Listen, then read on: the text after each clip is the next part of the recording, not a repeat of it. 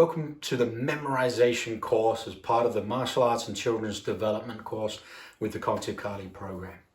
This course is going to focus on how we memorize things, and specifically with our program, it's going to be memorizing a lot of physical movements, but we also need to memorize different languages sometimes for the arts that we train in, different numerical systems and sequences. So memorization is actually really important for our training. To memorize, we must learn how to repeat. We must learn how to do. We must learn how to watch. We've got to be able to hear. We've got to be able to organize it in our brain. We've got to chunk things out, code things. We should be able to connect the dots, and we've got to visualize. And these are all important skill sets that will transfer to a child's academic career, all the way through their workforce life as well. And it's important that we instill this training. Again, it is a separate part of the training that we provide to our children. We don't just provide this martial arts curriculum. When we have a kids course, we have a lot more responsibility to train these kinds of things. Looking at memory, we will have long-term, short-term memory, but we also look at the executive function of working memory, being able to hold something in our mind while we're kind of playing with something else. Our attention is elsewhere as well.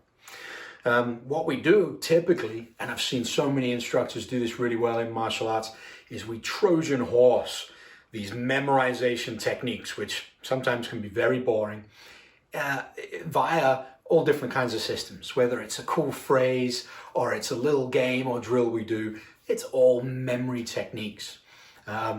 Remembering how to throw a hook like this, and one of my instructors said, well, remember, you're churning butter. And this idea of like this big vat of butter and I'm churning it. No, it's something I would never do and have never done and probably will never do. But I get the idea, I get the visualization of it. I understand the analogy. I recently was teaching a client how to effectively and appropriately do an abanico strike in the martial art of Kali, which involves a lot of this kind of in-out motion. Abanico kind of translates to fanning. As I said, right, you got to kiss your bicep, and then you got to shade your eyes from the sun. Kiss your bicep, shade your eyes. And reducing it to those two things, which are more in layman's terms, not learning a different language or a different code, he was able to pick it up and practice it on his own when I wasn't there. So all these different kinds of methods are really important when we Trojan Horse these memory techniques into our program so that the kids can have those transferable skills for the rest of their lives. It's really important that you reinforce when you see success. So if you're using an analogy and you see the light bulb moment with the kids brain, oh, okay, I know what that means, and they perform it successfully, you got to reinforce that. That's words of praise, even contact with consent, saying, yeah, good job. You tap them on the shoulder or ruffle their hair or something like that.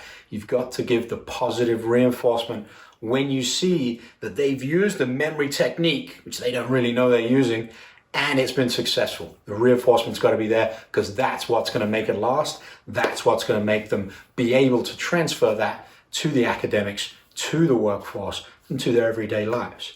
So check out some of the interviews, learn some of the tricks and techniques, look at the debrief and some of the research articles, and hopefully you can take something and apply it to your program. Enjoy the course.